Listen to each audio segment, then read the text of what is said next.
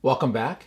In this video, I'm going to show you step by step how to use PowerPoint to make the presentation that I used in the previous video lesson.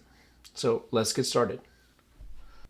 On our computer, we'll want to make sure that we open PowerPoint, and then we'll want to open a new blank presentation.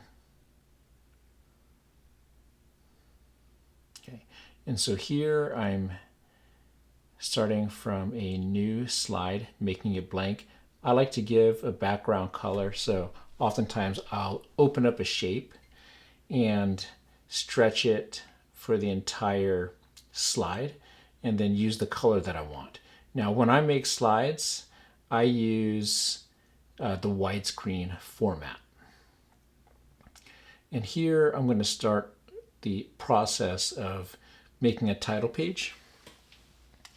And so I open up a text box, put in a text, and then I start to copy the text so I can make sure that I have a consistent size.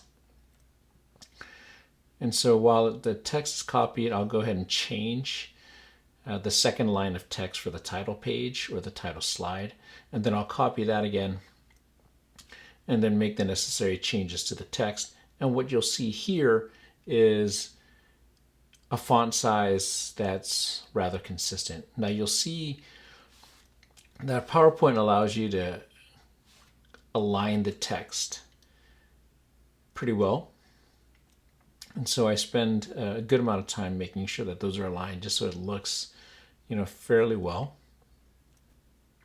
And then one thing that I like to do is just copy the first slide. And one thing that allows me to do is just keep things real simple and real consistent. And throughout this, what you'll see is that I'll copy text boxes into another slide. And again, that helps to keep with the consistency of the font type and the font size. And so here in the second slide, I copied from the first. So in the first slide, I have a title page or a title slide. And the second one is where I'm going to work on the roadmap. And since it's the roadmap, I like to kind of justify it a little bit more to the left, make it left justified and move it to the side. And I start to put in the three topics or three subjects. So you'll remember from the previous video that the three subjects or the three parts of the presentation were roadmap, fonts/text, and then the last one was images. Now you'll also remember that I mentioned using the Noun Project website for getting icons. And so what I like to do is use icons so I don't have to keep on using the subject words or the topic words. So the first one was a roadmap. I looked for a roadmap, didn't want the color that was a default, so I changed it to white. And then I'm able to download. And I usually pick the largest file size. And so once you download it, it should go into your download folder. And then I did the same process for finding font. So this is what I ended up using. And again, I picked the white color because that's what I'm going for. I download it, and then I go through the same process for images. And so I find the one that I like. And so now I've got three images or three icons for each of the three topics that's a part of my roadmap slide. And so we go here, we insert the photos or the images or the icons, whatever you want to refer to them as. And since I do them all at once, they all end up rather large, and I've got to separate them out. So I start separating one. This one is the roadmap. I reduce it in size, and I put it in line with the text roadmap. And then I do the same thing with the font icon. I really like this icon because, as you might remember, I talk about font size. And so the way that this has it, having two different size A's kind of conveys this idea of font size. And it's text also. And then we do the same thing with the image icon, and we try to line them up as best as we can. I'm realizing now it probably would have been better if I lowered the icon that I'm using for font/text a little bit lower. You'll see right there with the roadmap, there's a horizontal line to kind of show that it's horizontally aligned with the roadmap. And so we try to align these up vertically with each other and then horizontally with the text that they're connected to.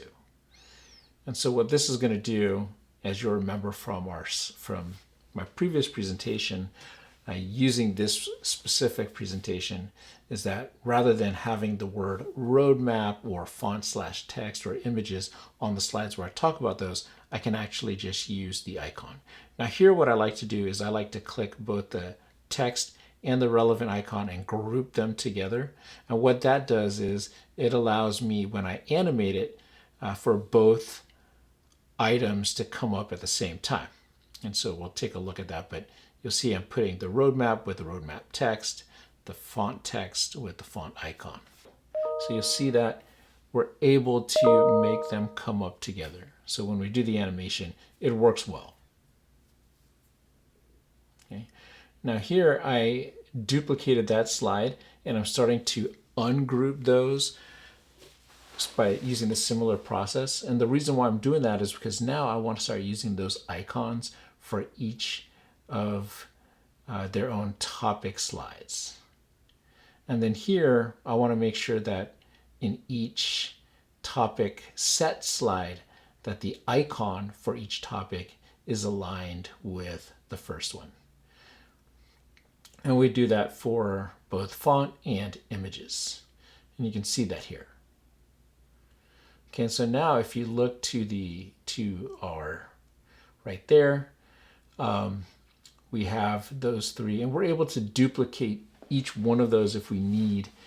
Just like right here, we're going to have two slides so far for the roadmap. And then what I'll do is I'll copy and paste the roadmap text from the roadmap slide. And again, that helps to ensure consistency. Okay, now you remember using those icons make it possible for us to not use the exact same words that those either symbolize or represent. But you'll also remember that when we talk about creating a roadmap for our presentations, that we use that roadmap to let our audience or students know what specific topics we're going to discuss in the presentation. And so we start off with this kind of bigger font topics as a heading, and then we identify those three. Now, it's not important to have topics up there, horizontal to it, and that's why, well, it does not actually need to be there. But I think for educational purposes, for showing you why we do things a certain way, it kind of helps. And so what we're going to do here is we're going to identify topic 1, topic 2, topic 3, and each one of those topics has their own slide. And that's pretty visible here.